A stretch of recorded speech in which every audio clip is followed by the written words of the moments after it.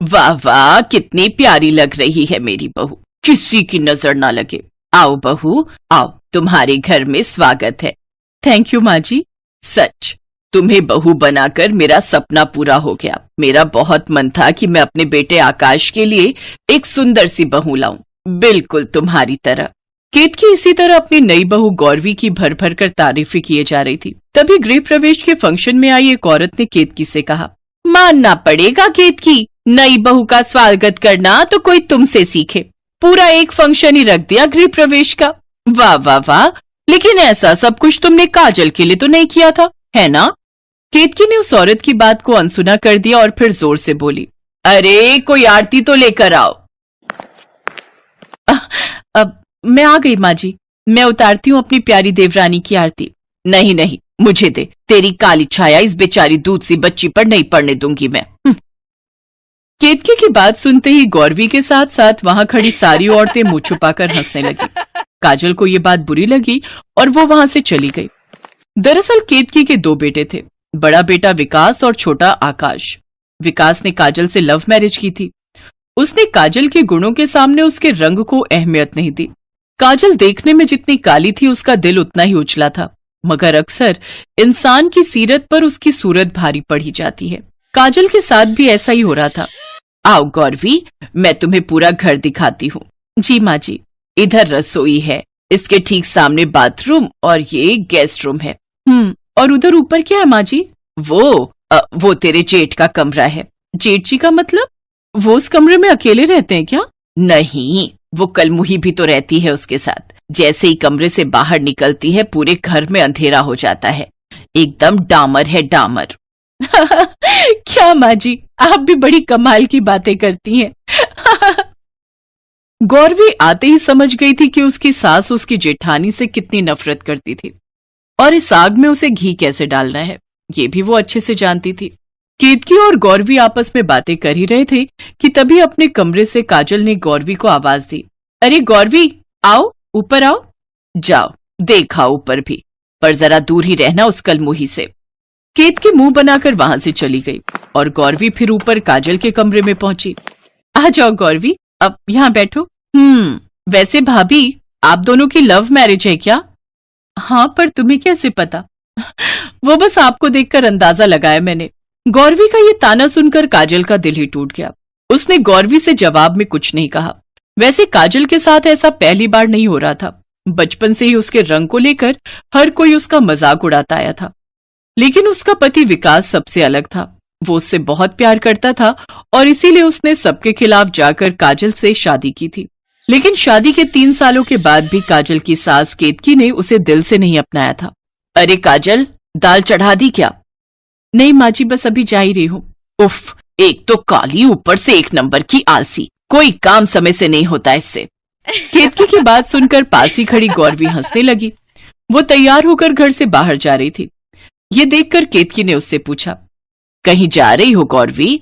हाँ माँ जी, जरा पार्लर होकर आती हूँ। हाँ, अच्छा, ठीक है, जाओ, पर जल्दी आना। जी माँ जी।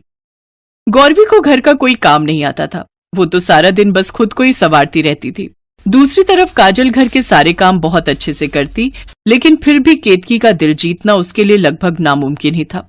ऐसा इसलिए भी था क्योंकि गौरवी को जब भी मौका मिलता वो काजल के खिलाफ अपनी सास के कान भरती रहती, जिसका असर केतकी के व्यवहार में साफ दिखता। चलो, सब्जी तो बन गई, अब पहले छत से कपड़े ले आती हूँ, फिर रोटियां बनाऊंगी, तब तक ये भी नहा धोकर आ जाएंगे।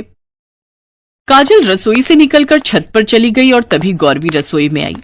ऐसे कैसे सब्जी बन गई जेठानी जी? इस सब्जी को तो और पकना है अभी। इतना कहकर गौरवी ने सब्जी की गैस फिर से जला दी और तेज फ्लेम छोड़कर वापस अपने कमरे में चली गई। हुआ ये कि काजल के वापस आने से पहले ही सारी सब्जी जलकर काली हो गई और पूरे घर में धुआं फैल गया। हाय हाय, ये क्या कर दिया? अरे कहाँ मर गई करम जली? शोर सुनकर काजल फौरन छत से उतर कर आई, जहां केतकी गुस्से से उबल रही थी। माँ जी, ये कैसे हुआ? मैं तो गैस बंद करके गई थी। अच्छा, और भूत आकर चला गए गैस? वैसे तेरे होते हुए भूत कहाँ से आएंगे? वो तो तुझसे डर कर ही भाग जाएंगे। न काम की न काज की, बस दुश्मन अनाज की। बताओ, सारी सब्जी जलाकर काली कर दी, बिल्कुल अपनी शक्ल की तरह। माँ बस करो, गलती इंसान से ही होती है और काजल भी एक इंसान है। तू चुप रह विकास, बस तेरी जिद के आगे मैंने इस कलमुही को इस घर में आने दिया। मैं ही जानती हूँ कैसे बर्दाश्त कर रही हूँ इसे मैं। बस करो माँ, ठीक है, अब यहाँ किसी को कुछ बर्दाश्त करने की जरूरत नहीं है, क्योंकि मैं और काजल अब यहाँ नहीं रहेंगे। हैं? विकास सुन तो बेटा। केतकी ने विकास को रोकने की बहुत कोशिश की, लेकिन वो नहीं रुका। काजल के आत्मविश्वास की खातिर उसने काजल के साथ घर छोड़ दिया और इस तरह गौरवी की चाल कामयाब हो गई। लेकिन फिर कुछ ही दिनों के बाद, गौरवी बेटा, खाना बना दिया क्या? नहीं माँ जी, इन्हें बोल दिया है, ये आते हुए पैक करवा लाएंगे। हैं, पर बाहर से क्यों? तुमने क्यों नहीं बनाया? ओहो माँ जी, मैंने आज ही मैनिक्योर करवाया, फिर कैसे बनाती खाना। इतना कहकर गौरवी अपने कमरे में चली गई।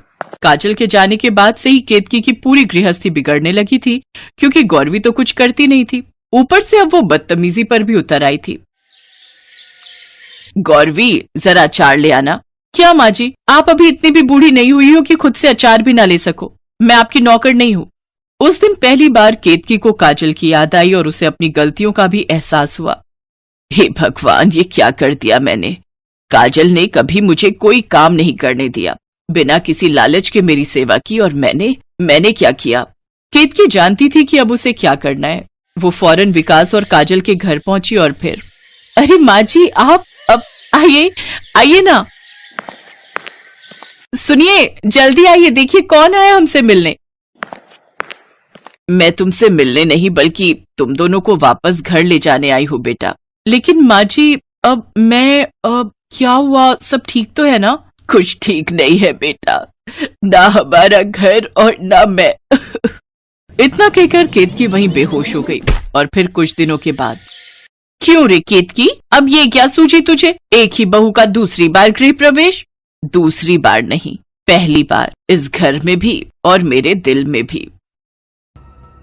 ये तुम क्या कर रहे हो रमेश? तुम सब लोग नरक में हो, नरक में भी तुम ऊंच नीच देख रहे हो, यहाँ सब बराबर हैं। भगवान जी, मुझे इन लोगों के साथ नहीं रहना। आखिर मैंने ऐसा कौन सा पाप कर दिया था जो आपने मुझे नरक भेज दिया? मुझे स्वर्ग में जाना है। वो सामने देखो, यहाँ से स्वर्ग कितना प्यारा दिखाई दे रहा है, कितनी प्यारी प्यारी परियां हैं वहाँ पर। तुम नरक में रहकर भी पाप कर रहे हो और आशा कर रहे हो कि मैं तुम्हें स्वर्ग भेज दूं।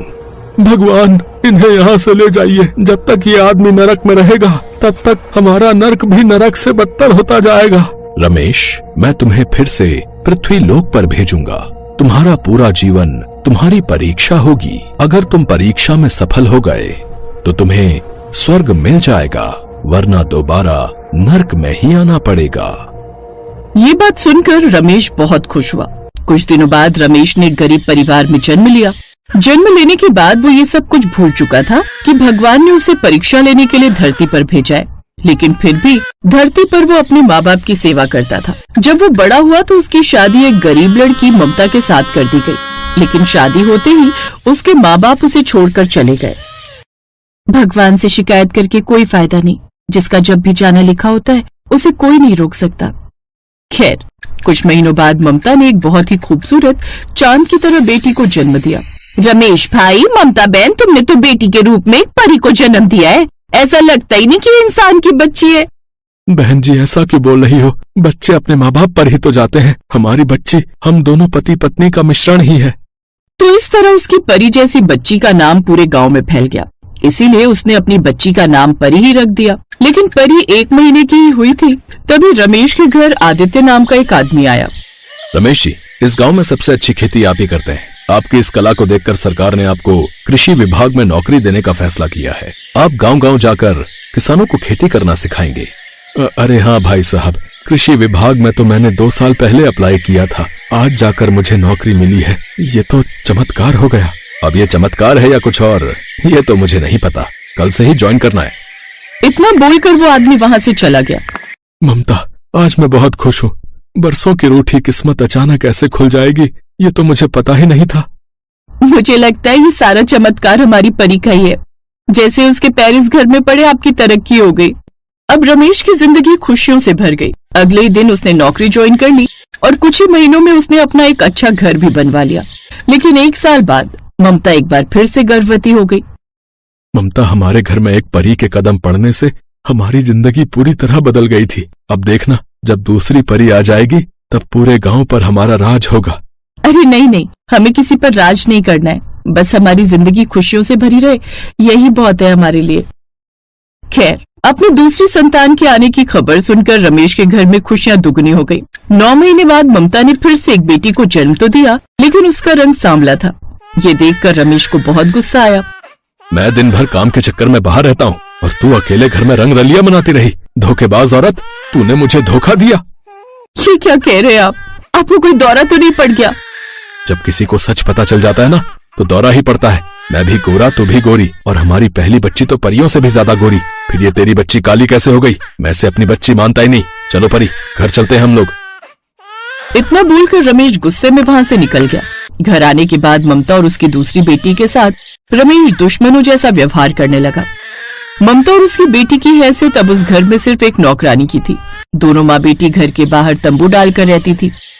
धीरे धीरे दोनों बेटियां जवान हो गई। छोटी बेटी करिश्मा अपने पिता के लिए सुबह सुबह चाय लेकर आई। मैंने तुझसे कितनी बार कहा है कि तू अपनी शक्ल मत दिखाया कर। ओए नौकरानी, अपनी नाजायज औलाद को लेकर जा यहाँ से।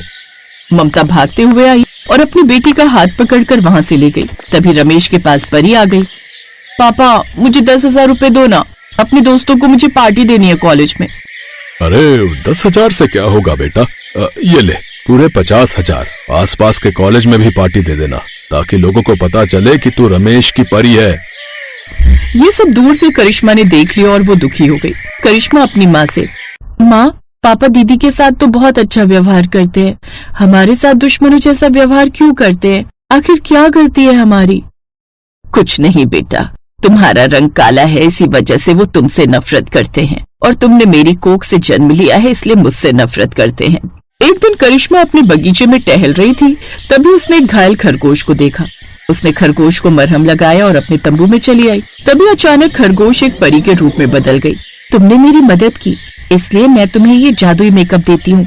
इसे लगाकर तुम मेरे जैसी सुंदर बन जाओगी। लेकिन एक बात याद रखना, अमावस्या की रात धोखे से बाहर मत निकलना, वरना जिंदगी में कभी तुम्हें गोरा रंग वापस नहीं मिलेगा। इतना बोलकर परी वहाँ से चली गई। ये सब कुछ दूर से करिश्मा की बहन परी ने देख लिया। खैर, करिश्मा ने जैसे ही वो मेकअप लगाया, वो परी की तरह चमकने लगी।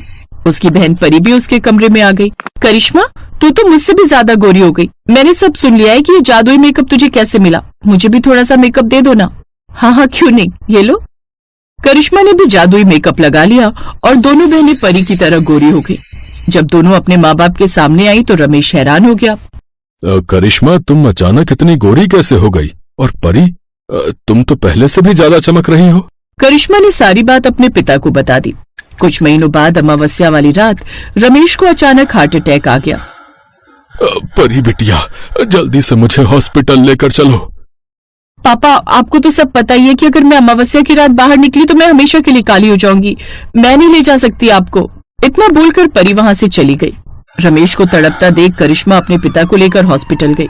डॉक्टर ने उसका इलाज किया और वो ठीक हो गया। रमेश ने जब आंखें खोली तो देखा करिश्मा और उसकी बीवी ममता खड़ी थी, लेकिन करिश्मा फिर से काली हो चुकी थी। अब रमेश को अपने ऊपर बहुत पछतावा हुआ। मैंने जिंदगी भर जिसे नफरत दी, आखिर वही बेटी काम आई।